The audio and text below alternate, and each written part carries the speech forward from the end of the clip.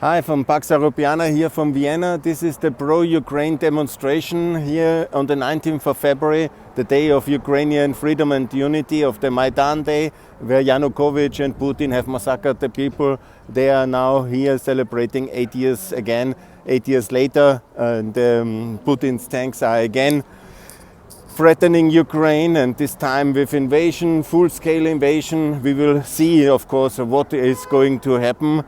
But the threat of war is already absolutely against human rights, quite obviously. And I'm talking here on the square of human rights from Vienna. And to be very clear, there is a lot of people here now in this afternoon on Saturday. But there is only a few. There's Lukas Mandl from the European Parliament. There is also Mr. Brandstetter from the opposition Liberals, from NEOS, and there's the Ukrainian ambassador. But none of the big guys of Austria, not the president, this immoral president we have, Mr. van der Bellen, he is silent in the eyes of this threat of war, and he claims to be the president of this republic. He should be ashamed wherever he stays over there in the Hofburg. And no prime minister is here, no Karl Nehammer, nobody from the foreign ministry.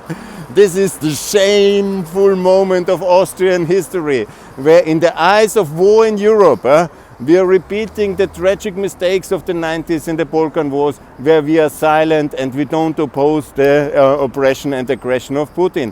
This is completely immorality. And I will relentlessly campaign now for Austrian NATO accession, for Ukrainian EU membership, and obviously I'm also for Ukrainian NATO membership, don't get me wrong. And Putin cannot win by his tanks. And this is outrageous. What the Austrian politicians are doing in this crisis is showing that they have no fiber of morality or courage in their hearts, and they are paid by Putin, and they are absolutely disaster. Schüssel has to resign from Lukoil. That's the first thing he has to do. Kern has to resign from the railway board. And Kneißl obviously from Rosneft. They are all paid agents of Putin. This is the truth of the Austrian politics. Paid agents by Putin. And here, I'm getting excited. This is outrageous. Here I'm at this event, and I hope there will be peace in Europe, and I pray for that. I will now guide you a bit through this event, but I will not talk and walk you through, because obviously there is a speaker's corner over there, and I hope for peace. But I will show you the whole event a bit. They have rolled out the gigantic Ukrainian flag. I think it's very good visible, and I will show you now from the top some of this. This is actually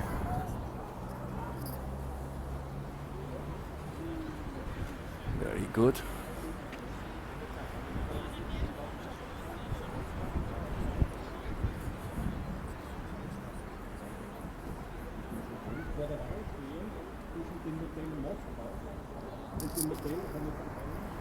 So, yeah, this is the event, of course, for solidarity with Ukraine and for peace, and to call Putin's war machine for not violating European eastern borders again, and to get out of Ukraine, give back Crimea, give back the Donbass. Do not annex anything, do not annex Belarus. I know your intention very well, Mr. Putin, and obviously you have the means to do that, but we will definitely never forgive you. And we will never recognize your war of conquests. We will also never buy any Russian energy anymore.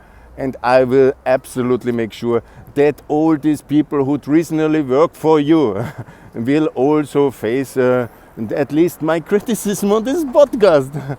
And I guess that nobody in his decency can claim under the cover of neutrality to be a paid agent by Putin and to get away with that. That's not neutrality, that is treason. I repeat, that is treason, Mr. Schüssel.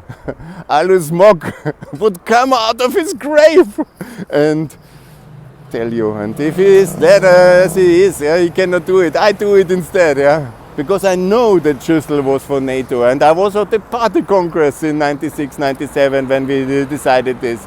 And now you work for the enemy, so you are a hostile agent. This is the fact. Anyhow, there's no better news than this. Austria is run by treasonable complicity with Russia, and I will relentlessly campaign against that. And now I hope for peace and more to come. A lot of posts here from the place of human rights and middle of Vienna at the pro-Ukraine demonstration at this important day in 2022, when again Europe is under threat of Russian tanks.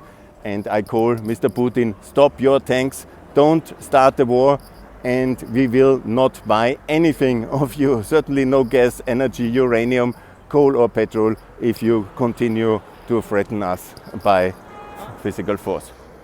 Good. So far, more to come from Pax Europiana. For peace. Bye.